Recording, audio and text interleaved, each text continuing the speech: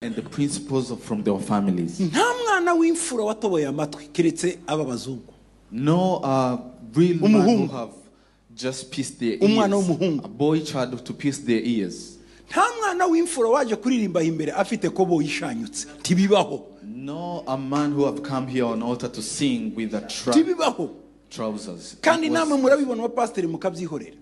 Tiyagira umukobwa, tiyagira umudamu uzaza ahimbere kubayobora yambaye ipantaro. No. Don't allow tamuririmbyi ugomba kuririmba w'umukobwa yambaye ipantaro. A female to come here singing when they're wearing trousers. It is not possible. No. Muze mwubaha aha hantu. Have some respect for this muri place. Sayoni ntushobora. In Zion temple you cannot do that.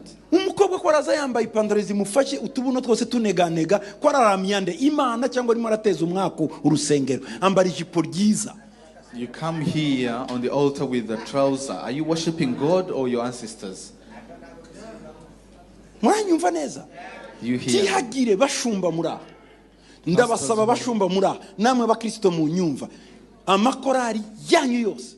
Tihagire umukobwa uzongera kurimba yambaye ipantaro. Cyangwa gukora protocole yambaye ipantaro. Do not allow girls to come here when they're wearing pants here on the altar. Ntabwo mubuze amakanju. Hano nayubuntu muratoragura. You are not lacking the shops to buy dresses. Icyakabiri. Second, ntamwana w'umuhungu ugomba kuza gucuranga kugira afite amaherene mu matwi.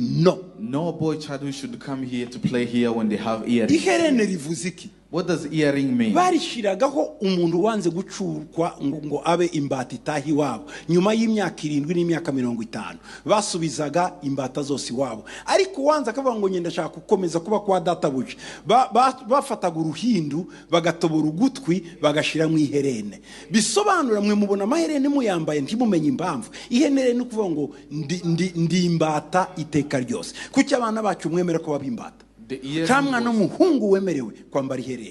earring was a symbol of long-lasting slavery. Someone who didn't want to go back to their homes, and they get the earrings as a symbol of slavery. Why are we allowing our sons to come here with earrings?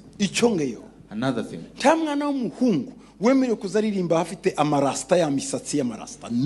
No, a boy who is allowed to come here to sing when they have dreads here. Those dreads. Ni dini yitwa Rastafari. It's a religion called Rastafari. Rastafari ni dini ya Satani. Rastafari is a certain.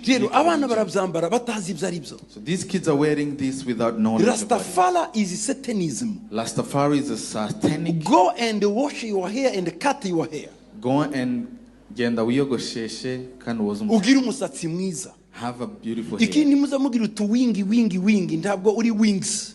You are not the wings. Don't have udusatsi tumeze ngo twishitane tudaimone. No, gira imisatsi mizima.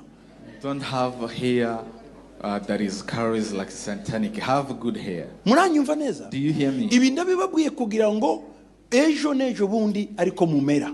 Nimuva mugene muyogoce muhindura imisatsi yanyu mube abana clean. Wash your hair and look clean. Niko umuco